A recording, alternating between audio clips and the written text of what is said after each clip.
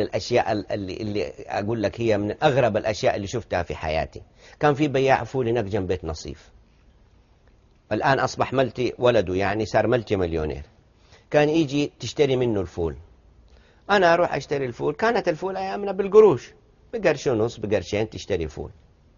أنا أشتري بقرشين زبدية الفول، أخذها معايا أروح لعم حسين أبغى بقرشين فول، يحط لي فول على القد وأروح على البيت. في غيري يجي، كنت أسأل أبوي، تيجي واحدة حرمة تدي له الزبدية، يسألها زيها زي الناس التانية بكم؟ تقول له بالصلاة على النبي صلى الله عليه وسلم.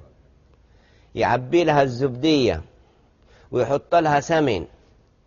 شوف أنا دحين بدني قشعر من هذا التذكر. الحقيقة ناس كانوا طيبين، عشان أقول لك إنه كيف كانوا أهل الأول طيبين. ويحط لها السمن ويحط لها العيش، ولا يسألها قرش واحد. فهم إنه هذه محتاجة، عشان كده ما كان في شحاتين، فكان يبيع الفول بالصلاة على النبي للفقير، يصلي على النبي ويزودها ويدينا. فكنت أقول لأبوي ليش معنى هذا بالصلاة على النبي عبي لها الزبدية وهذا؟ قال لي يا ولدي الصلاة، أنا ما كنت أفهم.